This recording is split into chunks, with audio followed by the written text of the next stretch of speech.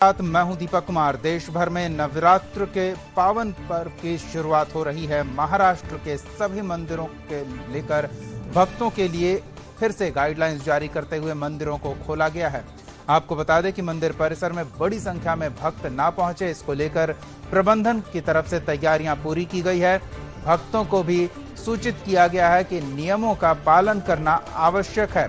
साथ ही सबके चेहरे पर मास्क अनिवार्य रूप से हो और कम संख्या में पंक्तिबद्ध होकर ही भक्त मंदिर में दर्शन के लिए आ सकते हैं। तो वहीं बड़े मंदिर जैसे सिद्धिविनायक, शिरडी साईं बाबा और तुलजापुर के भवानी माता मंदिर में दर्शन करने के लिए भक्तों को ऑनलाइन रजिस्ट्रेशन करवाना अनिवार्य किया गया है। बिना रजिस्ट्रेशन के भक्तों को मंदिर में प्रवेश नहीं दिया जाएगा। वहीं मंदिर परिसर में सुरक्षा के लिए पुलिस का भी बड़ा बंदोबस्त किया गया है।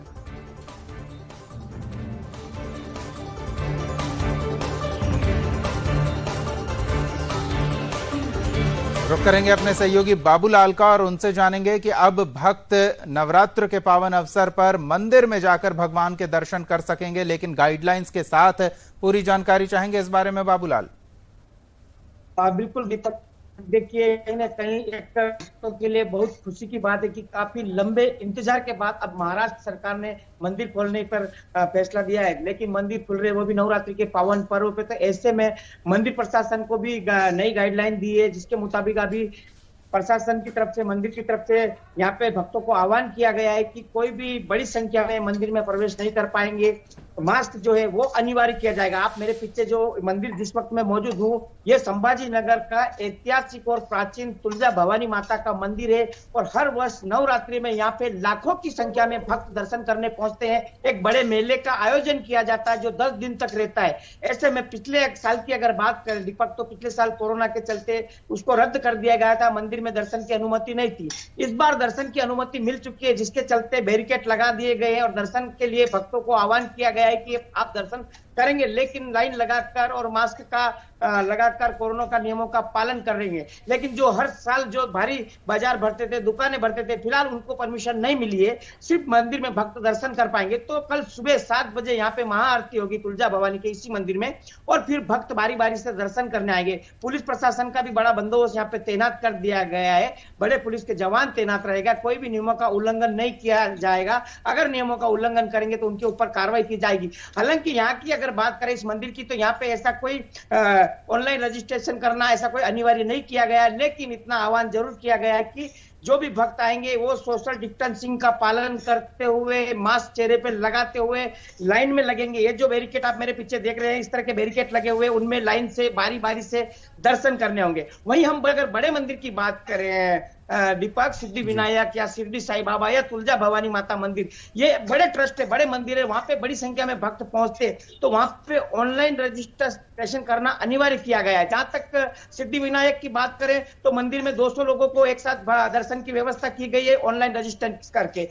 शिरडी की अगर बात करें दीपक, शिरडी में एक दिन में 15,000 लोग भक्त है, वो अपने बाबा के दर्शन कर पाएंगे, लेकिन वहां पे भी ऑनलाइन रजिस्ट्रेशन करना अनिवार्य है। और जिन भी भक्तों ने 2 वैक्सीन का डोज लिया है, उन्हीं को मंदिर में प्रवेश दिया जाएगा। जिनने वैक्सीन का डोज नहीं लिया है वो भक्त मंदिर में दर्शन नहीं कर पाएंगे। तो इस तरह की शर्तें वहां पे भी रखी गई और दिन में सिर्फ 15,000 से ज्यादा भक्तों को अनुमति नहीं है, यानी कि 15,000 रजिस्ट्रेशन किए जाएंगे, वही भक्त मंदिर में दर्शन करेंगे। और बाकी जो छोटे छोटे मंदिर है उनमें भी इस तरह की व्यवस्था की गई। तो कुल मिला के मंदिर कल सुबह से 7 बजे से ही खुल जाएंगे और 10 दिन तक तो त्योहार है, उसके बावजूद भी मंदिर तो खुले रहेंगे। लेकिन जो त्योहार थे, पिछली बार नवरात्रि में भगवान के दर्शन नहीं कर पाए थे भक्त, तो उस तरह की जो व्यवस्था भी दर्शन कर पाएंगे। और नवरात्रि में गरबा मंडल की अगर बात कर ले दीपक, तो मुंबई के अंदर उसके ऊपर तालिबानी फैसला सरकार ने सुना दिया गया है कि गरबे का डांडिया रास नहीं होगा।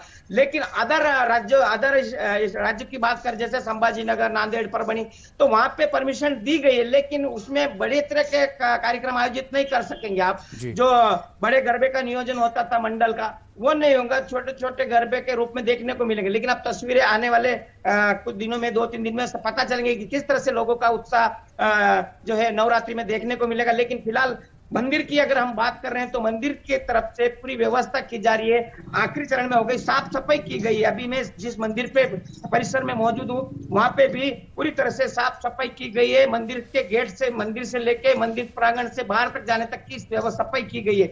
लेकिन फिलहाल जो उत्साह दुकान लगती थी, ये होती थी, वो बिल्कुल भी नहीं दिखाई दे रहे। अब देखने वाली बात यह है कि कल जब भक्त यहाँ पहुंचेंगे सुबह सुबह, तो किस तरह से वो सोशल डिस्टेंसिंग का पालन करते हुए मंदिर में प्रवेश करेंगे, कितनी संख्या में भक्त आएंगे, ये सब तस्वीरें कल सामने आएगी। दीपक, बिल्कुल। और साथ ही पूजा पंडालों को लेकर भी गाइडलाइंस जारी किया गया है, उसके बारे में भी जानकारी साथ में ही चाहेंगे बाबूलाल।